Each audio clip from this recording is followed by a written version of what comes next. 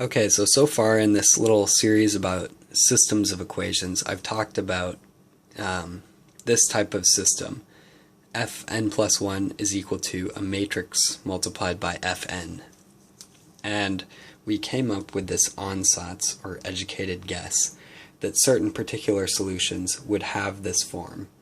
Fn is equal to a vector containing constants multiplied by some value lambda to the power of n. And so far, we don't know how to calculate lambda or v. And that's what I'm going to show in this video. But first, I'd like to remind you that not every solution necessarily has this form. And we can actually look at an example of why that is. If you recall, so this is a piece of paper I used in the last video.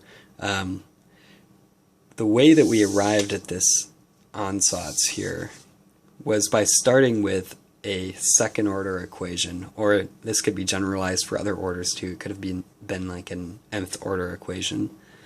We were able then to manipulate this equation and force it into this matrix. And then we said we know what the solution is just because we know what the solution to this thing is. And so we could figure out what Fn is, and then the other component in here was just Gn, which was just an iterated version of Fn, and so we found what the solution was.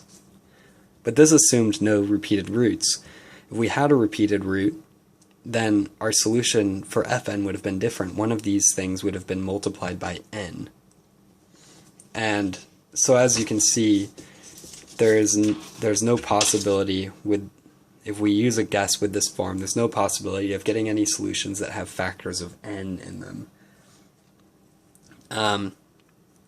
So there is going to still be a sort of repeated root case, which I'll have to address separately for these systems, just as there was with the order 2 or higher of the linear equations. So anyway, let's work with this ansatz here and see what we can get it to tell us. So first of all, we want to be able to plug this into this equation here, call it star, because otherwise we're not going to be able to do anything. So we're going to need to find out what Fn plus 1 is. That's not hard to do. You just take this thing and you iterate it once, and you get this. But I'm also going to write this in a different form here just because it's going to make it easier to look at in a second. I'm going to write it as lambda times v times lambda to the n. So this way I have the constant out front and vector, and then this function of n. So now we plug into star the original equation here.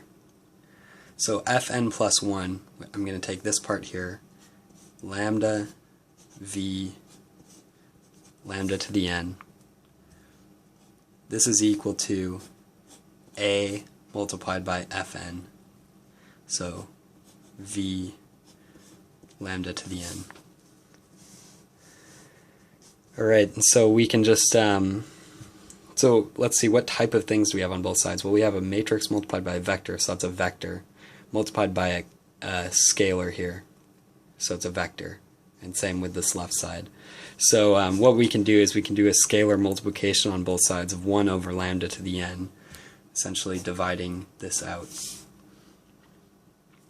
And so what we get is lambda times v is equal to a times v. And this should look special to you if you've taken a class in linear algebra. What we have here is there's special names for these things. Lambda is called an eigenvalue, and v is called an eigenvector. What we have is that, just one second. So what we have is this strange case where a scalar multiplication, where when you take v and you multiply it by a scalar lambda, that's the same as doing a matrix multiplication with a.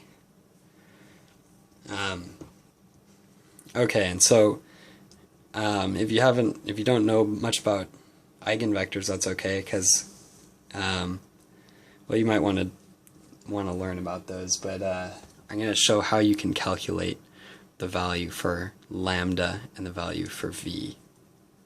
So we have this equation here. What we can do is v, if you think of v, it's basically like this. It's just, well, I'll just make it a second order one to make it easy. This is going to be exactly the same as the identity matrix multiplied by v. Because if you take 1 times v1 times 0 times v2, that gives you v1. 0 times v1 plus 1 times v2, that's v2. So in other words, if I write this in the compact notation, v is equal to I times v. And so what I'm going to do is I'm going to do that to this one right here. So on the left hand side now I have lambda times IV is equal to AV.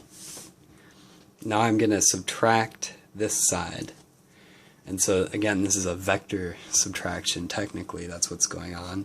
So I have AV minus lambda IV is equal to the 0 vector. And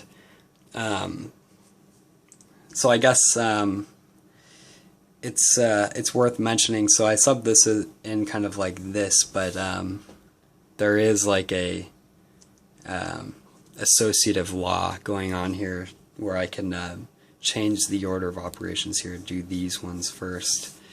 So that's what I'll do here. Also what you have is a distributive property. And so I'm going to use that distributive property and take out this v here. So you have A minus lambda I times v equals a 0 vector.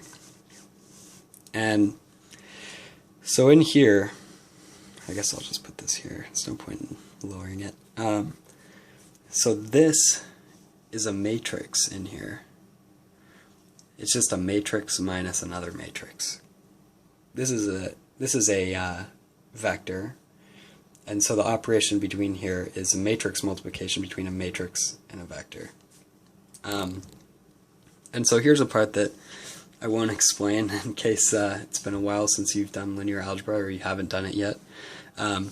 What you can do is, if you have a matrix multiplied by a vector and that's equal to 0, that's exactly the same as saying the determinant of that matrix, in this case A minus lambda I, is equal to 0, the 0 scalar. So if you don't know what a determinant is, I'm not going to explain that in this video. But this gives you a method for calculating lambda. Okay, and so I want to show, like, while I'm here, I want to show a trick for doing this with 2 by 2 matrices. So let's say A is equal to matrix containing A, B, C, and D, a 2 by 2 matrix. Then the determinant, well, let's see, then A minus lambda I, this is just going to be A minus lambda, B, C, D minus lambda. And so if you take the determinant of that, that just means we take this times this minus this times this. So A minus lambda, D minus lambda, minus BC. Now let's just see what this ends up being, so you don't have to calculate it out a million times when you're trying to find the eigenvalues. Well, here you just get a lambda squared you're going to get a minus a and a minus d times lambda, and then you're going to get here, you're going to have an AD minus BC. So this is how you, remember this thing's supposed to be equal to 0, so this is how you calculate the eigenvalues for a 2x2 matrix. It's just a shortcut. There are special names for these things. This is just lambda squared. A plus D, this plus this, that's just the trace of A. That's a special name for it, at least. And then how about A times D minus B times C? That's the determinant of A. So it's just a shortcut for calculating the eigenvalues of a 2x2 matrix. So in the next video, I'm going to actually do an example of how you can use this information to solve one of these systems. What we found is that the solution, well, we guessed that the solution looks like this, and in many cases it does look like this. In some cases it does not. And now we know that lambda is just an eigenvalue, and so we can calculate that in the way I showed. And v is just an eigenvector, which I'll show in the example where I do it.